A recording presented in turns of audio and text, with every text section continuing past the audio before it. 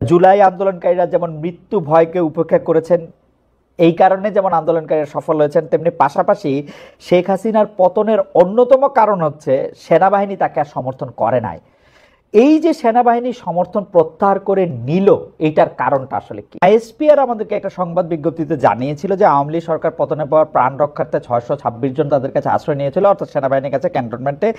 তারা কে কোথায়, এই নিয়ে বিস্তারিত খবর আর আমরা পাই নাই। আমরা আইএসপিআরকে আর জিজ্ঞেসও করতে পারি নাই যে ভাই 626 জনের তোমরা একটা তালিকা করছো কিনা, কোনোদিন আমাদেরকে দিবা কিনা, তাদের কয়জনকে তোমরা রাখছো, কয়জনকে ছাড়ছো। এইরকম আওয়ামী লীগ মন্ত্রী এমপিদের কেউ কারাগারে, এক দুইজন জামিন পাইছেন, কারো হদিস নাই। এই কারা কারা আবার বিদেশে, এই পিক এন্ড চুজটা আসলে কেমনে হইলো? মানে আমি একটা স্পেসিফিক উদাহরণ দিই। আমরা শুনেছিলাম যে ডক্টর আওয়ামী লীগের পররাষ্ট্রমন্ত্রীটা ডক্টর হাসান মাহমুদ এবং জুনাইদ আহমেদ পলক তারা বিমানবন্দর থেকে গ্রেফতার হয়েছেন, কিন্তু পরে আমরা পলককে কারাগারে দেখেছি, আর হাসান মাহমুদ বেলজিয়ামে বসে আমাদের সবার জন্য ওয়াচ করছেন, বাণী দিচ্ছেন, কি কি করতে হবে না করতে হবে বলতেছেন। এইটা কেমনে হইলো আসলে? খালেদ ভাই, এই জিনিসটা আসলে আমি নিজেও এটা জেনেছি বেশ কিছুদিন আগে, এবং বাট আমি এটা শেয়ার করতে ভুলে গেছি। গুড যে আপনি আমাকে এটা মনে করিয়েছেন।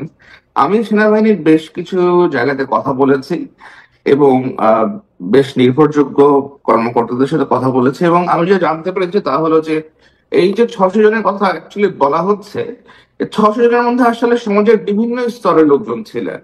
কেউ হয়তো সরকারি ডাক্তার ছিলেন, কেউ হয়তো পুলিশ কর্মকর্তা ছিলেন, কেউ হয়তো পুলিশের এসপি ছিলেন, কেউ হয়তো ম্যাজিস্ট্রেট ছিলেন, কোনো হাইকোর্টের জাজ ছিলেন, সুপ্রিম কোর্টের জাজ ছিলেন, এমপি ছিলেন, দুই একজন বেশ কয়েকজন মন্ত্রীও এটার মধ্যে ছিলেন, ফরেন ডিপ্লোমেট ফরেন ডিপ্লোমেটের ফ্যামিলি ছিল। এরকম সমাজের বিভিন্ন জায়গা থেকে লোকজন আসছে, যাদেরকে সেনাবাহিনীর বিভিন্ন জায়গাতে সেনাবাহিনীর আপনার আশ্রয় দেওয়া হয়েছিল, এবং যখন সিচুয়েশন নর্মাল হয়ে যায় তখন তাদেরকে ছেড়ে দেওয়া হয়। এখানে আপনার রাজনৈতিক বেশ কিছু লোকজন এখানে ছিল। আমি যখন তাদেরকে জিজ্ঞেস করেছি যে এদেরকে আপনারা কেন কেন সেভ করা হয়েছে, আমাকে উত্তরটা আসলে দেওয়া হয়েছিল যে যান বাঁচানো ফরজ।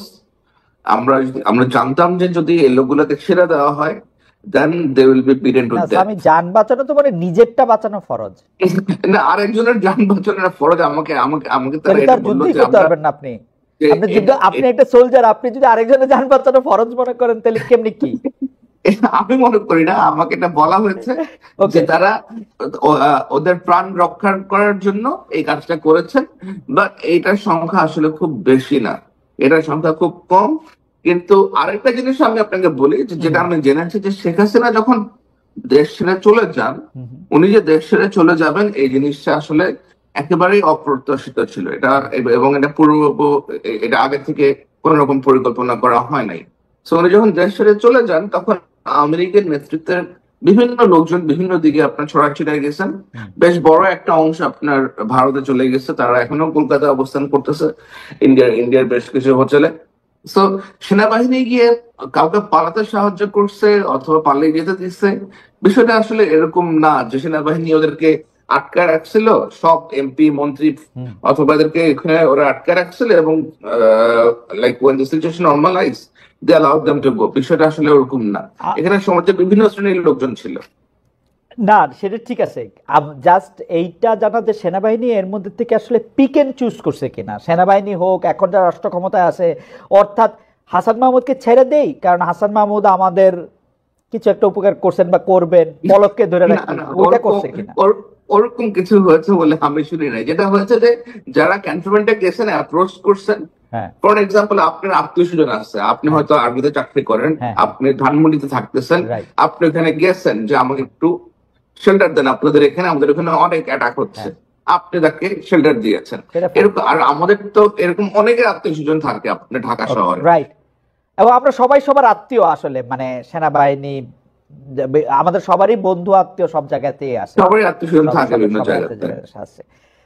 জুলাই আন্দোলনকারীরা যেমন মৃত্যু ভয়কে উপেক্ষা করেছেন, এই কারণে যেমন আন্দোলনকারীরা সফল হয়েছেন, তেমনি পাশাপাশি শেখ হাসিনার পতনের অন্যতম কারণ হচ্ছে সেনাবাহিনী তাকে আর সমর্থন করে নাই। এই যে সেনাবাহিনী সমর্থন প্রত্যাহার করে নিল, এইটার কারণটা আসলে কি? আসলে বাংলাদেশ সেনাবাহিনীর অনেক সদস্যরাই বহুদিন ধরে শেখ হাসিনার সরকারের এবং শেখ হাসিনার যে প্রতিরক্ষা নীতি, সেটা অলিখিত প্রতিরক্ষা নীতি, যা শেখ হাসিনার একজন আত্মীয় একজন তারিক সিদ্দিকী নিজে নিয়ন্ত্রণ করতেন, তার এগেইনস্টে ছিল। কারণ সেনাবাহিনীতে আসলে যেটা হয়েছে, অনেক অফিসার যারা যথেষ্ট কোয়ালিফাইড, যারা বিভিন্ন দিক থেকে আহ, বেশ মেধাবী, চৌকস, এই কর্মকর্তাদেরকে নিগৃহীত করা হয়েছে, এদেরকে বঞ্চিত করা হয়েছে পদোন্নতি থেকে, বিভিন্ন রকমের ভালো ভালো অ্যাপয়েন্টমেন্ট থেকে, এবং বেছে বেছে এমন কর্মকর্তাদেরকে নেওয়া হয়েছে যারা ধরেন আপনার কখনোই হয়তো জেনারেল, মেজর জেনারেল হওয়ার প্রশ্নই উঠতো না একটা সময়। সো এবং আপনার বিডিআর, আপনার বিডিআর হত্যার মতো একটা ইনসিডেন্ট আছে which is still remains unsolved। তো যে ক্ষোভটা ক্রিয়েট হয়েছে, আপনার সব দিক দিয়ে ক্ষোভ ক্রিয়েট হয়েছে এবং শেখ হাসিনা কিন্তু আপনার একজন কি বলে এটাকে, আপনার how to put this correctly in Bangla, একজন দেয়ার ক্ষেত্রে উনি হাত উজাড় করে দিয়েছেন। সেনাবাহিনীর সদস্যদেরকে বেতন ভাতা বৃদ্ধি বলেন, খানা দানার বিষয় বলেন, অনেক কিছু অনেক রকমের ফ্যাসিলিটিস, অনেক কিছু উনি করে দিয়েছেন। কিন্তু এতে এতে কিন্তু আসলে কোনো লাভ হয় নাই। হ্যাঁ, উনি হয়তো টানতে পেরেছেন, বাংলাদেশ সেনাবাহিনীর সদস্যদেরকে ড্র্যাগ করতে পেরেছেন একটা নির্দিষ্ট পয়েন্ট পর্যন্ত, কিন্তু যখন পাবলিক এবং স্টুডেন্ট এক হয়ে গেল, সেনাবাহিনী সদস্যদের তো অলরেডি একটা গ্রাজ ছিল আগে থেকে, so they didn't really take her side anymore. এবং মূলত যারা সৈনিক, মানে মানে মানে স্যার, আপনি নিশ্চয়ই আমার চেয়ে ভালো জানবেন, কিন্তু আমরা যেখানে দেখতে পাচ্ছিলাম যে শেখ হাসিনা সেনাবাহিনীকে এমন করে তৈরি করতেছেন যে সেইটার অধিনায়কত্বে তারাই যাইতেছেন যারা আসলে খুব প্রোভেন তার লয়াল, মানে একদমই, মানে আওয়ামী লীগের মধ্যে অনেকে নৌকা মার্কা না করতে পারেন, সেনাবাহিনীর মধ্যে বেশিরভাগ লোকই নৌকা মার্কা করতে হইতো যারা অধিনায়কত্বে যাইতেছেন তাদের। অবশ্যই অবশ্যই। তো সেই জায়গা থেকে তারা এটা কিভাবে ভাবলেন? আপনি বিডিআর কথা বলতেছিলেন, কিন্তু বিডিআর তো 2009, এটা তো 2024, মানে 15 বছরে তো উপরের দিকে লিডারশিপে অনেক পরিবর্তন হয়েছে, মানে বেশিরভাগ জনকে আসলে বাদও দেওয়া হয়েছে, অনেক গুরুত্বপূর্ণ জনদের। অনেক অনেক পরিবর্তন হয়েছে, কিন্তু ওই জিনিসটা স্টিল রিমেইনস আনসলভড। ওটার কিন্তু এখন একটা অমীমাংসিত বিষয়। ওটার মূল পারপেট্রেটরস কারা সেটা এখনো চিহ্নিত করা হয় নাই বলেই প্রায় সর্বস্তরের সামরিক বাহিনীর সদস্যরা মনে করেন। এবং যে ধরনের অফিসারদেরকে আপনার প্রমোশন দেওয়া হয়েছে তাদের লয়ালিটির জন্য, এদের বেশিরভাগেরই আপনার ওরকম যোগ্যতা নাই এবং ওরকম মেধা নাই। কিন্তু এটা কিন্তু আবার জুনিয়র কমান্ডার সবাই জানে। তো একটা জুনিয়র অফিসার যখন দেখতেছে যে এই লোকটা যে সুপার সিনিয়র ছিল সারা জীবন, for example general Aziz, he was a super senior officer, আপনি তাকে টেনে সেনাবাহিনীর প্রধান বানায় দিচ্ছেন, এটা তো সবার চোখে লাগবে অবশ্যই। এবং এমন একটা ব্যক্তি যার ভাইরা শিশু সন্ত্রাসী ছিল, এরকম আরো অনেক উদাহরণ আছে। আপনার জিয়াউল হাসান, যে লোক জীবনে আর্মিতে কোনো কমান্ড রোলে ছিল না, সে আপনার ম্যাট্রিকও ইন্টারমিডিয়েট অবশ্যই সেকেন্ড ডিভিশন না জানি থার্ড ডিভিশন পাইছে, পিএসসি কোর্স করে নাই, এনডিসি করে নাই, you made him a major general. This man was involved with hundreds of murders. তো এরকম কাজকর্ম যখন আপনি করবেন, এটা তো একটা সুশৃঙ্খল বাহিনী। এরা তো আপনি যত যাই কিছু বলেন, এই বাহিনীর মধ্যে তো একটা ডিসিপ্লিন আছে, কাজ তো করতেছেই। তারা দেখতেছে যে এই সমস্ত নটোরিয়াস এলিমেন্টকে তারা গিয়ে ড্র্যাগ করে করে প্রমোট করতেছে, এবং যারাই জেনারেল তারেক সিদ্দিকীর সাথে ঘনিষ্ঠ, যারাই জেনারেল তারেক সিদ্দিকীর ওয়াইফের সাথে ঘনিষ্ঠ, তারাই কাছে গিয়ে প্রমোশন পাচ্ছে, অন্যরা আর প্রমোশন পাচ্ছে না।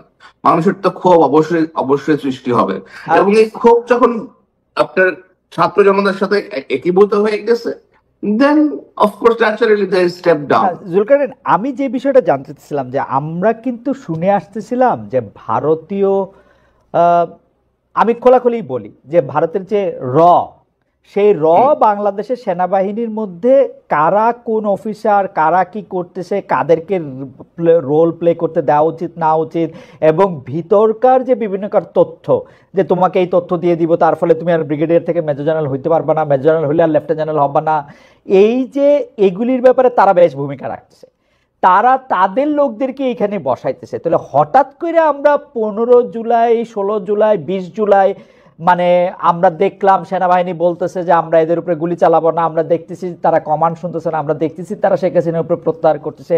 এটা কেমনে হইলো? তাহলে কি ভারতীয় র বাহিনী কি আর তাদের উপরে প্রভাব সৃষ্টি করতে পারে নাই, বা তাদের বসানো লোকগুলি কি হঠাৎ করে নিষ্ক্রিয় হয়ে গেল সব?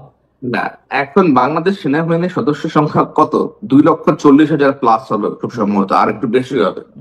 এখন র কতজনকে নিউট্রালাইজ করছে? র হয়তো গিয়ে 50টা কর্নেল সাহেবকে নিউট্রালাইজ করছে, 30টা ব্রিগেডিয়ারকে নিউট্রালাইজ করছে, 100টা মেজরকে নিউট্রালাইজ করছে।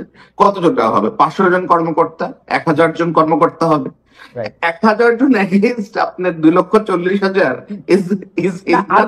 আর্মি তো চেইন অফ কমান্ডে চলে, তাই না? মানে চেইন অফ কমান্ডে চললেও র, আমরা এরকম শুনছি র রিপোর্ট না দিলে কেউ ব্রিগেডিয়ারই হইতে পারে নাই, কর্নেল পর্যন্ত আসসালামু আলাইকুম, লেফটেন্যান্ট কর্নেল পর্যন্ত একটু আগে বললাম যে অফিসার যার প্রমোশনই হওয়ার কথা না, যে সুপারসিডেড, যে আপনার ওমেনাইজিং করে আসছে সারা জীবন, তাকে আপনি বানাই দিচ্ছেন জেনারেল সাহেব। তো ওই এখন তো মেজর সাহেব তো জানে যে এটা একটা ওমেনাইজার, এটা একটা চরিত্রহীন একটা লম্পট। আমি তোর কমান্ড মানবো না এখন, কারণ আমার আশেপাশের লোকজন আছে, like I will follow what the public are saying. Okay, কারণ তারা আমার কাছে তারা 20 জুলাই একটা বেশ বড় লেটার পাঠিয়েছিল ফর প্রেস রিলিজ। আমি জানি না ওটা লাইক আমি দেখছি রাইট। তো ওইখানে তারা বেশি স্পষ্ট করে কিন্তু তাদের বিষয়গুলো উল্লেখ করে দিয়েছিল যে তারা কেন এই সরকারের আদেশ আর তারা মানবে না। ওকে, আচ্ছা, তাহলে আপনার কাছ থেকে আমরা আপনার টুইটে এবং আপনার রিপোর্টে আপনাকে আমরা দেখেছি যে এটাই আসলে বলতে যে সেনাবাহিনীর আসলে যারা মিডল এবং যারা আরেকটু জুনিয়র কর্মকর্তা তারাই আসলে এই চাপটা সৃষ্টি করেছিল মূল কমান্ডের উপর, সেটা আপনার লেখাতে এবং এটাতে